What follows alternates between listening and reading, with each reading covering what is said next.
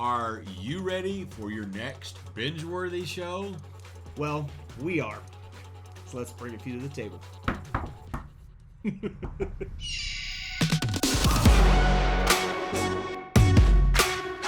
Hey there, nomads of lore. I'm Jonathan. And I'm Sean. And we are Mead and Mischief, your home away from absolutely no home. Absolutely. I don't know how many times I'm going to do something weird about that. I don't know. It's become a thing all of a sudden. I guess so. So today we are discussing several, I think 5, our top 5. 5 is what's on the list. There's a list like right here, but anyway. We're discussing our top 5 sci-fi and fantasy TV shows that are hopefully coming out in 2021. Top 5 we're excited about. Yes. Who knows? They might top be terrible. Top 5 but... exciting. Yes. Yeah.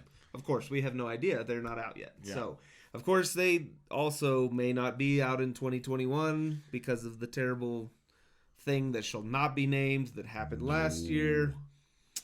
You know what we're talking about. That one thing. So, anyway. That came from the place. That's right. Affected the people. Sean, get us started. Okay. So, we are excited about 5 things. Actually, it's several things. But the first one that we wanted to talk about is Star Wars Visions. So there's all kinds of new Star Wars stuff coming out. You know, we've got not the Republic one. We've got the Ahsoka one. Bad Batch just recently is out now. So far, it's really good. Yep. Absolutely. The one that not as many people are talking about that we're both really excited about because conceptually it sounds really cool is Star Wars Visions. So in case you haven't seen, look at it. We'll if we haven't already, we'll toss up the cover art or the teaser art for it. But it's going to be an anthology show, which of course means that it's not going to follow like a overarching story of 10 episodes.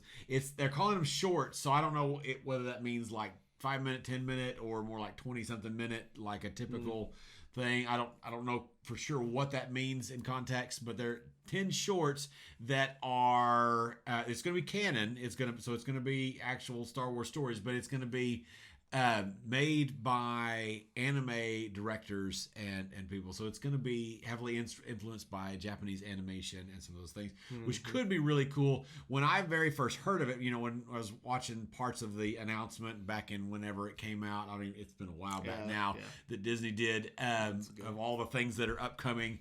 When they were first talking about it, the first thing that popped in my head was Animatrix, which, if you don't know what that is, it's this anime thing of anthology, a deal of shorts that kind of lives within the Matrix universe, and it's phenomenal.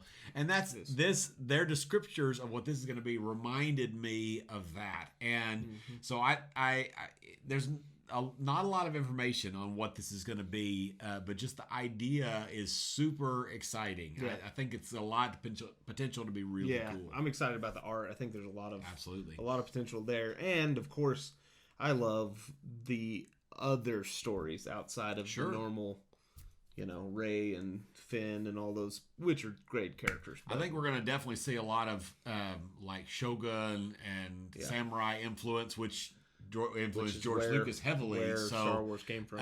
And so I think that'll be kind of cool. It'd be cool if they do anything Ronin, with either Darth Vader or the Stormtroopers suits. Something could be with or samurai stuff. Who knows? That pottery thing with like Kylo Ren's helmet. That could be cool. Yeah. All right. So number 2 on our list of things we're hoping will be out in 2020. It is wow. Whatever year we're in now. Terrible year. No. Star Wars: The Book of Boba Fett. Absolutely. This is something that at the end of The Mandalorian, the very last episode of season 2, we got a little tiny glimpse. A little teaser of what this is. Obviously, it's about Boba Fett. We're excited. Hopefully, Fennec Shand, probably. Yeah, Fennec Shand. Hopefully, there's going to be some really cool. The character that as long as they stay true to the character that they brought out in The Mandalorian as Boba Fett, I think it's going to be phenomenal. Absolutely, they've got a lot. They've got a lot to potentially pull on from old EU stuff. old legend stuff now or whatever, because there's some really cool novelization stuff with Boba Fett. Yeah. So there's all kinds of potential, and their track record with the Mandalorian is really good, and so it makes this exciting all on its own. His hand-to-hand combat, I'm excited. I love his... Yeah, his super cool character. Yeah. Super cool actor. His voice is amazing. Lots of things that are awesome about him. Right. So our next one that is coming out soon, I think this month actually, is, well, depending on when this actually airs, it may be either out or like really almost being out, but is Loki. Good old Tom Hiddleston. Let's face it, that's the real reason why any of us are excited about this show. It's, I mean, the lore and stuff, and the show itself, the concept is interesting. Like, some of the dimensional shifting stuff, time travel stuff, and whatever's liable to be really interesting and fun, and whatever else. But truthfully, I mean, he's the reason we're excited about it. You are. If you're not, why not? I mean, come on, get with the program. Well, definitely one of the stronger characters in that portion of the. Yes. Well, and he's he's kind of one of those characters, kind of like the entire Guardians of the Galaxy, really, where it was a kind of meant to be kind of a one-off character and is a smaller role kind of, but he was just so phenomenal in it and so charismatic, and everybody just really loved his character. And even though he got the crap beat out of him. Exactly. Maybe partially because of by multiple people. Yeah. But so that's a really exciting one. So we're excited about Loki coming out. All right, so a little warning here. These two next, our number 4 and number 5 show, both may or may not come out in 2021. We're hoping they'll be out, but we're thinking it might be 2022. Yeah. We'll see. So the first one is a book series that we've been working on, or I've been working on reading through. He's already done. Is Wheel of Time. Yeah. By Robert Jordan. By Robert Jordan. Super excited about the show. We've talked about it before. Check it out on the iCard. We're a little nervous about it because Amazon, about the show. Because, who knows what they'll do to it. It's always nerve-wracking when somebody takes over a new IP, and even if they have a decent track record. Right.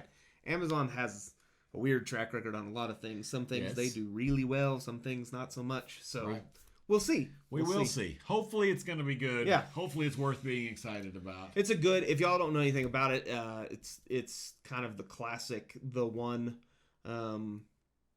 but then kind of turned on its head, like the Chosen One. The Chosen One. That's what I was going for. It's kind of the classic Chosen One, but turned on its head some, and trying some of the beginning of breaking some of the old tropes of the way emails were treated and the way lots of political stuff going on. There's lots of really cool action and politics and very different magic system. I like a lot. There's some really cool unique, things especially for the time. Yeah, really interesting magic system. When did it was written? The first book was in the 80s. 80s, I think that's right. I think that's correct. Yeah. Anyway, what's our number 5? So our number 5 is one that I'm very excited about. It's got a lot of potential. They've kept a lot, it's shrouded in a lot of secrecy at this point, so we'll kind of say, but that is another Amazon show, and they're kind of going for broke on the trying to make the next Game of Thrones, but they are working on Lord of the Rings show. This show, if you don't know anything about this show, this is everybody, including myself, is calling it Lord of the Rings show.